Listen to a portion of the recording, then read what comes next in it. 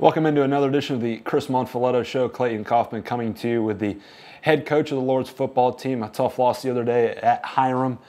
Coach, 14-8 going into the break, and then Hiram goes through the air, and they threw for a ton of yards and a few touchdowns, and we had our chances but just couldn't capitalize. What did you make your team's play the other day at Hiram? Well, I thought that we had a good first half. I mean, it was nice to see at the end of the half we kept them out of the end zone, and then we blocked a field goal, and that was awesome. Great momentum going into the half, and then in the beginning of the second half they got the ball back and they scored, and we lost a little bit of momentum that way. But overall, we moved the football. We had trouble tackling them in space. They were really athletic, and that was kind of the result of the football game.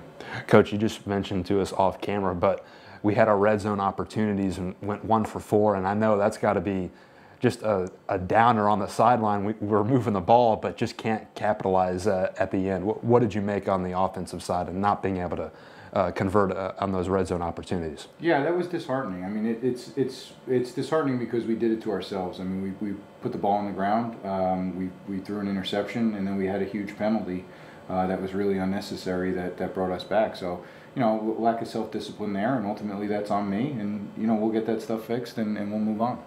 Jake Bates throws for a season-high 266. Brian Hunka, he goes for 168 yards, the most since 2009, and those two guys seem to really have a good connection in the game.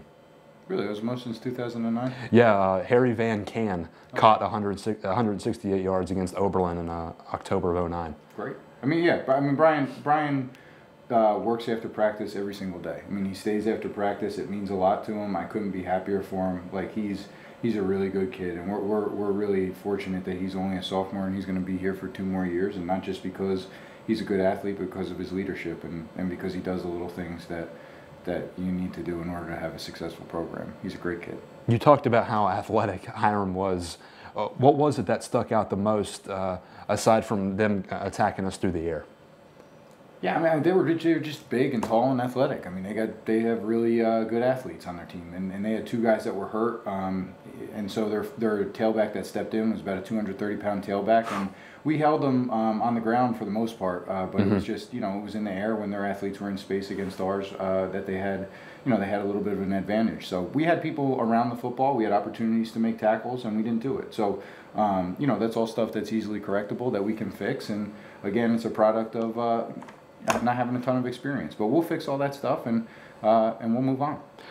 Speaking of moving on, we've got the 10th ranked team in the country coming in this Saturday, Wabash, and you just talked to us earlier about those guys were brought in a couple years ago and they've gotten better. Yeah. What do you see from that squad coming into McBride Field this Saturday? I mean, they're a great team and they're experienced. So, like, they played a lot as sophomores, they played together as juniors, and they played together as seniors. And you thought you could get away from Nate Scola, but now he's a coach.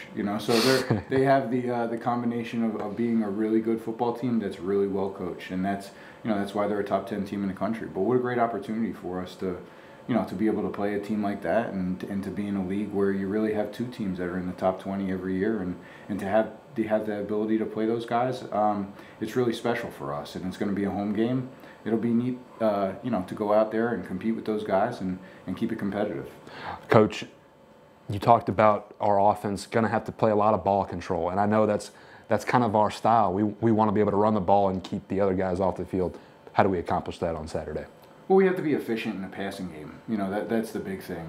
When we get into our 5-7-step passing game, we have to be efficient. And we've been okay with our 3-step game, but our 5-step and 7-step game, we can there's a lot of room for improvement there. And so if we catch a couple balls and do a couple different things in terms of our protection responsibilities, I think it'll help us. But those are the situations where when you get into a third and long situation, we have to be able to convert and stay on the football field, and that's going to be difficult against those guys, but it's something that I think that is in our ability to improve.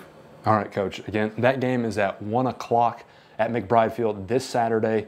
Hope to see you there. If not, we'll have a live video broadcast and statistics at athletics.kenyon.edu. All right, Coach, time to go out of bounds once again.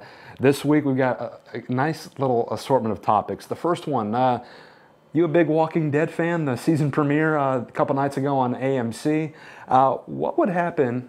What would you need if there was an outbreak and you needed 3 things? What would you take with you to go to battle if we saw some Night of the Living Dead creatures coming out?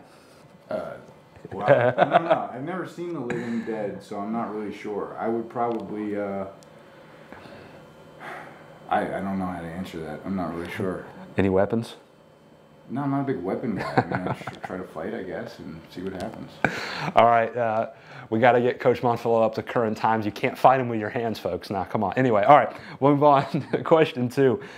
Dallas Cowboys are 5-1 to start the year. Everyone wrote them off prior to the season starting, and they went up to Seattle, won the game. And in terms of NFL, that's got to be one of the most, if not the most hated team in all the land. Which team do you despise the most of any sport? Oh, the Red Sox. Okay, well, how so? I'm just a Yankee. I was a Yankee fan until Derek Jeter just retired, so I don't know. I guess the Red Sox aren't that bad anymore. I'm not really sure, but Tony Romo seems like a nice guy. He probably deserves a couple victories under his belt. He's been getting dogged for years, so good for him. All right. Finally, Coach, if women are all right, what happens when 2 disagree? I don't know. I've never been in a situation where anything's been wrong. I have two in my life, my dog and my wife, and they are always right. So. All right, Coach. Hey, thanks for your time. No we'll see you Saturday against Wabash. Okay, thank you. That was head football coach Chris Monfiletto. Again, his team taking on Wabash, 1 o'clock this Saturday at McBride Field. We hope to see you there. Signing off for the Kenyon Sports Connection, I'm Clayton Coffman. We'll see you next time.